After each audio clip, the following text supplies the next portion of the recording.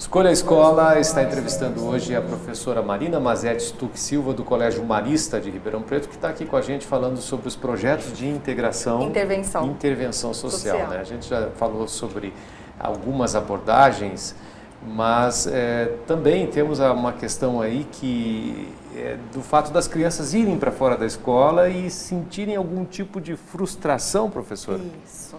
Esses projetos, como eles acontecem com as crianças, a gente não tem como prever o que vai acontecer, né? A gente organiza, a gente planeja, mas a gente depende do outro, né? Dependendo da instância em que esse projeto vai parar, a gente depende do outro. Então, já aconteceram projetos que não terminaram do jeito que as crianças gostariam, né? Não conseguiram a parceria que buscaram. E aí a gente fala que esse projeto também educa para a frustração, que é uma coisa que a criança hoje também tem dificuldade de viver. A senhora estava falando que um projeto específico dizia respeito à Avenida 9 de Julho, uma das principais de Ribeirão Preto, que tem as Cibipirunas, é um patrimônio tombado, né? E as crianças, o projeto era conhecer, revitalizar. Só que aí veio a frustração? Veio. Eles descobriram, então, o valor das Cibipirunas, né? O valor daquelas pedras portuguesas que tem no canteiro e que elas identificaram, foram até o local, tiveram curiosidade para conhecer e viram que estavam quebrados os canteiros, o jardim ali estava maltratado, e elas foram buscar parcerias e não conseguiram. Então, aquilo continuou da mesma forma e eles se frustraram, né? Então não deu certo. O que a senhora viu de frustração nessas crianças? O que esses anjinhos aí disseram aí depois que viram? Eles disseram assim, né, que, poxa vida, é um valor tão importante para a história de Ribeirão Preto, a cidade deles, mas que nem todo mundo valoriza. Então eles se depararam assim, poxa, como algo tão importante não está sendo cuidado? Por que não está sendo cuidado? Qual é a prioridade? E eles buscaram, eles entraram em contato, né, com setores especializados aí na cidade para isso, mas não tivemos apoio, teria que ter um investimento muito alto. E a ideia a ideia é ter um trabalho de cooperação, de solidariedade, de engajamento de várias pessoas da sociedade, e isso não aconteceu. Então as crianças ficaram assim, né, indignadas, na verdade, esse é o sentimento, né?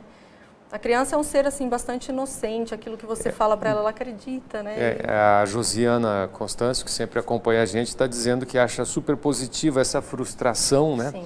Porque isso fará com que essas crianças se conscientizem cada vez mais. Vocês têm alguma participação, algum comentário, Pasquim e Fabiola? Tá na de vocês aí. Tenho aqui uma pergunta, Chico. Inclusive ele já participou aqui com a gente, o professor artista plástico, Zepa Tudisco, né? Isso, tá com ela aí também? Estou com o Zepa por aqui também. O Zepa está dizendo o seguinte, como é que a professora vê a relação da criança com esse nosso conturbado momento político? Este momento influencia de que forma a criança e o que fazer para tentar explicar uma coisa que nem nós mesmos temos certeza e convicção? Que pergunta boa. O Zepa Tudisco, ele tem a obra reflexiva, né? Ele trabalha sempre com essa questão da reflexão. Legal. E a pergunta dele traduz tudo isso mesmo. Os adultos não entendem, né? Como passar esse momento complicado para as crianças, hein, professor? É José, né? Então, é Giuseppe, né? Mas o sobrenome é Zepa. Tá. Então, a gente tem um projeto, sim. Teve uma professora que se arriscou, eu digo, né? Porque nesse momento é bem crítica essa situação, mas as crianças estavam estudando sobre as lideranças na cidade, o papel do prefeito, do vereador, né? E era conteúdo da série.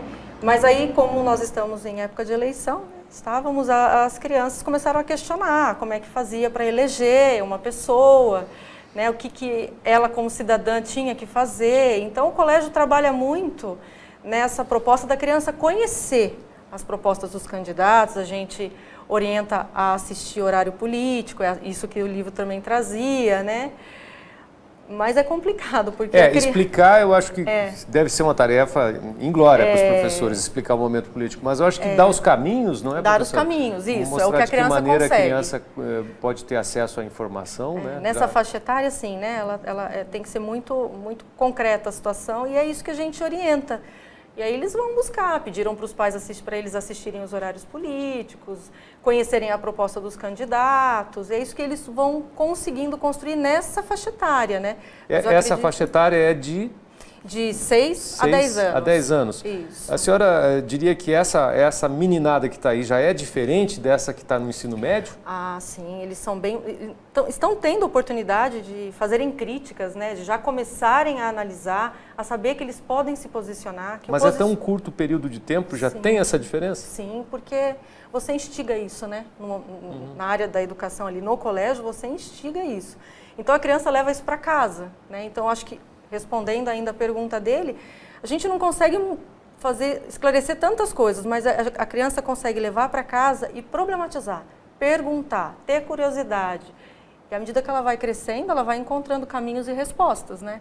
Acho que na nossa educação a gente não foi orientado dessa forma, né? Então, só o fato da criança ter a curiosidade, perguntar, problematizar, se questionar, já é um grande avanço. E eu acho, Pasquim, eu acho que não sei se nessa mesma linha que você estava pensando, Pasquim, mas essa questão aí do uso da tecnologia, né? De pais e crianças nesse embate. Primeiro, uma geração de pais enlouquecidas aí com o uso do celular e agora o caminho inverso. Né? Parece que isso está despontando. E assim, falando da política ainda, as crianças confrontaram muito, né? Porque elas também trazem de casa o posicionamento dos pais. Então, no colégio, a gente tem que mediar tudo isso. Teve embates nessa eleição lá, professor? Assim, não entre a criançada? Com criança, né? Com a criança é uma coisa mais branda, mas assim, eles trazem, meu pai vai votar em fulano, o meu em ciclano, enfim, aí eles começam a debater aquilo que eles ouvem, mas ainda não com tanta profundidade. Mas isso já é importante, essa vivência já é importante, porque à medida que ele for amadurecendo e crescendo, ele vai se posicionando cada vez mais, né? A questão é do posicionamento mesmo. E é o que acontece com as tecnologias hoje. As crianças estão vivendo a consequência, né? Já. Professora, apesar aí da idade, entre 6 e 10 anos, mas esses projetos que vocês têm são projetos que passeiam aí por diversas áreas. Dá para, às vezes, notar ali se algum já tem aí um apreço aí por alguma profissão? Profissão, dá para perceber, mas dá para perceber também a criança que tem um perfil de liderança. A gente já consegue. Uma criança que tem uma facilidade, na verdade, várias habilidades, né? A gente consegue, isso também é um objetivo, de fazer a criança perceber aquilo que ela tem talento, aquilo que ela tem habilidade, mais aptidão. Então, a gente tem crianças que com facilidade lideram, outras que comunicam, outras que registram, outras que organizam. Então, isso é muito interessante. Na minha época de escola tinha o líder da turma. Né? Nós temos também. Mas mudou esse conceito aí.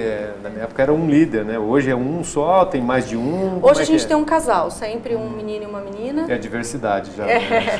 E nós temos os vices, mas nos projetos, quando a gente fala de liderança... Tem vice-líder também? Na minha época não tinha vice-líder, não. São 4. Então, são 4 por turma. Sim.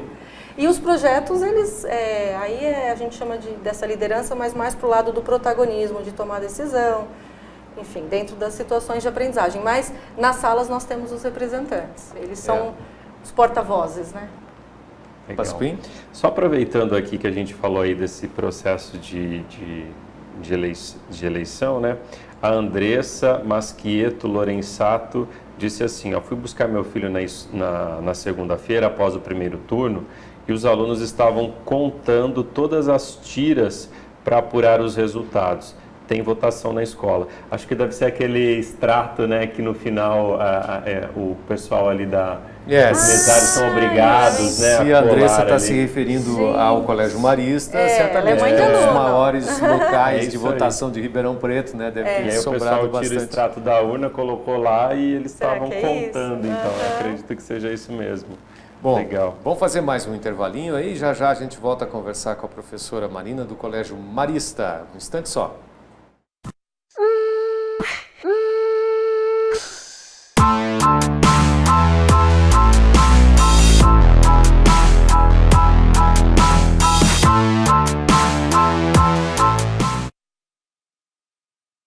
Para não perder nosso conteúdo e lives com os entrevistados, siga nossa página no Facebook e também no nosso canal no YouTube. Estamos de volta com Escolha a Escola, hoje entrevistando a professora Marina Mazetti Stuck Silva, do Colégio Marista, para falar dos projetos de integração social, dos projetos sociais que a escola desenvolve, e a gente conta com a participação de vocês, pais de alunos, para fazerem perguntas e comentários. Fabíola, você tem alguma pergunta? Já tem pergunta aqui, capciosa, hein? Escola sem partido, sim ou não? Responde ou passa? Passa! Passa! Chico, passa ou repassa? Eu sou entrevistador, Fabíola. Mas eu acho que esses assuntos todos, né, eles vão vir à tona naturalmente nas discussões, né? E é importante que se discuta, né? Eu acho que é importante, a opinião que a gente tem é de que as coisas devem ser todas discutidas, né? Exatamente, é isso que eu ia responder. Independente do partido, né, eu acho que é promover para a criança que ela conheça todos os lados, que ela, dentro da idade, nós estamos falando de criança, de infância, mas a gente consegue, à medida que eles perguntam e querem conhecer, a gente precisa responder a verdade, a gente precisa responder aquilo que é fato, né? Mas ainda a criança, ela é fruto muito da família, do meio, então ela tem essa influência. Mas o importante é que a gente mostre para ela que ela tem como conhecer melhor, como tomar decisões, né? Professora, a gente estava falando que esses projetos todos que a escola propõe são também para tirar as crianças dessa bolha de superproteção para essas crianças. Eu gostaria que a senhora comentasse um pouquinho disso. Eu acho que o maior desafio da escola é a gente lidar com essas diferenças culturais que existem, né, nesse meio social. São diversas famílias, de diversas formações, com diversos costumes, hábitos, religiões, e aí isso tudo aparece, né, no momento da convivência. Mas a educação tem que conduzir para o lado do respeito à diferença, né, entender que somos diferentes por natureza, que a diversidade humana é a grande riqueza, e que é nesse momento em que a gente se depara com o diferente que a gente tem que exercitar o respeito, a tolerância, né,